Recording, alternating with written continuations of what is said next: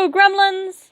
Today I decided to do something a little different, inspired by videos by one of my favorite creators, Prickly Alpaca.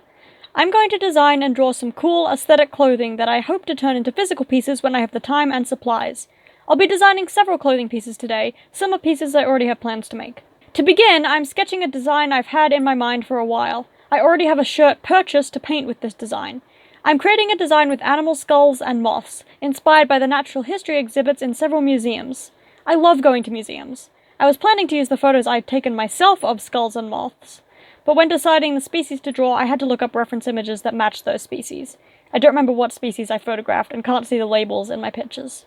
My chosen species of animal are a crow, a cat, a frog, an owl, and a wolf. I also sketched a fox skull but removed it from the final design.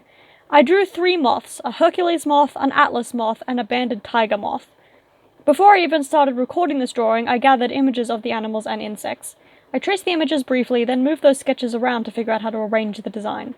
The next step in drawing this design was to render each skull and moth. I filled in each section of the skull with a different bright, high-contrast color, then recolored them to an off-white bone shade. Then I shaded them with some simple shading. Each individual skull was fairly simple to draw and shade, but drawing 5 of them took a long time. I'm sure it will only take longer when I'm painting them onto fabric. However, I hope it will be worth it when the design is finished. Finally, I drew the 3 moths. I didn't draw all the details on the wings, and will use the actual photos as reference rather than my simplified drawings. At this point in the drawing, I was getting tired and the wings have a lot of different colors and subtle patterns that I didn't want to try and draw. I'll draw them all with paint when I'm bringing this art into the physical world. I finished by sketching a very basic t-shirt shape to position the design on. It's not a very refined drawing, but it's a good reference for me.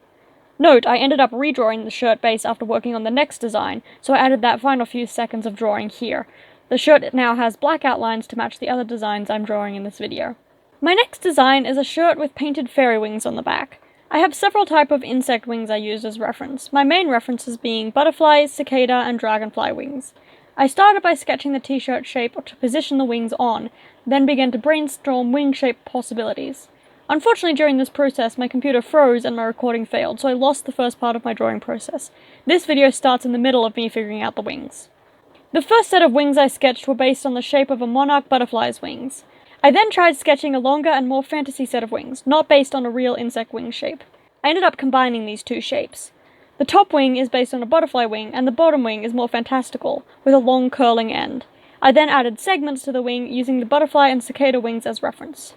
I love fairies and fairy-like aesthetics, hence the idea for this design.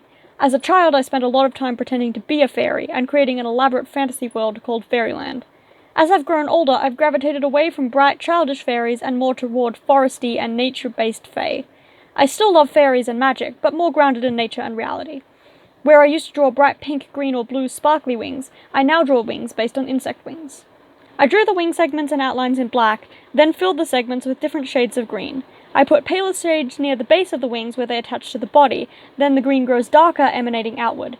The shade of green is subject to change. I don't know yet what color of shirt this design will be painted on, therefore I will likely change the color of the wings to match or complement that shirt when I acquire it.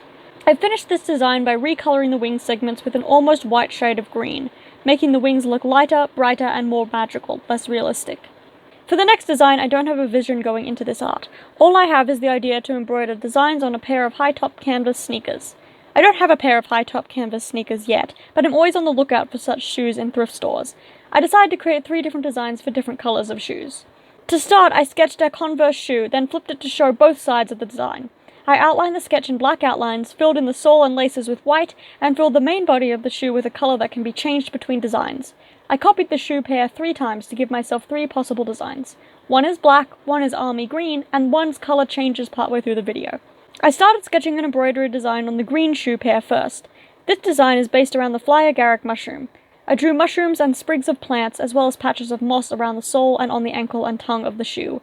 I added beads on some of the laces and a string of beads across the heel of the shoe. The beads would be wooden, and one painted with red and white spots to match the mushrooms. This design is red, white, and green. Very Christmassy now that I think about it, although that wasn't intended. These shoes would be a pop of bright color in a goblin core, fairy core, or mushroom core outfit. They would go well with my many items of clothing and jewelry with toadstool motifs. I then moved on to the black pair of Converse. I also drew mushrooms on these shoes. I really love mushroom designs. This time, I made use of the round Converse logo in the design, surrounding it with a ring of tree branches sprouting moss, mushrooms, and leaves.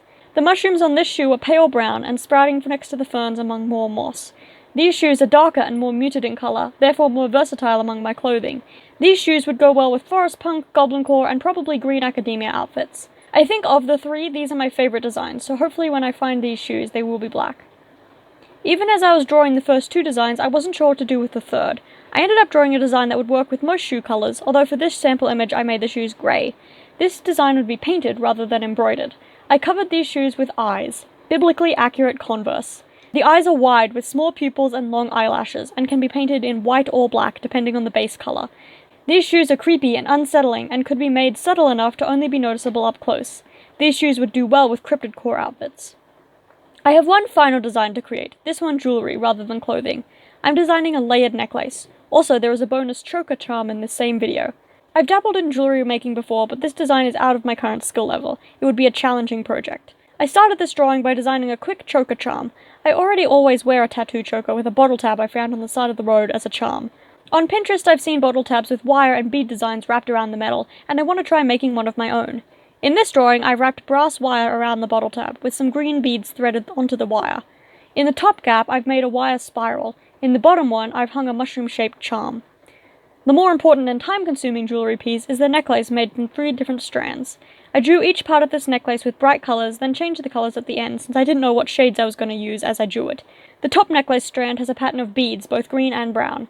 In the centre there is a crystal pendant, secured with more spiraled wire threaded with tiny beads. The next strand is a silver chain longer than the string of beads. It is secured in several places to the strand of beads, making loops of chain. The final strand could be wire or cord, with several round beads dangling along its length. Those beads are also wrapped in wire, with several smaller beads threaded around the bead and beneath it. I made the colour scheme for this necklace green, brown, and silver. This might change when I find and buy the beads and crystals I need to make this. Of course, if I can't get the right colour of beads, I can always paint them if they are made of paintable material. Here are all the designs I made in this video. Hopefully all will be created in real life over the next few months. I hope you enjoyed watching me come up with some interesting clothing and accessory designs and talk through my art process. Thank you for watching. If you like the clothing I design, check out my Etsy store, always linked in the description. I'll see you all soon. Until next time, bye!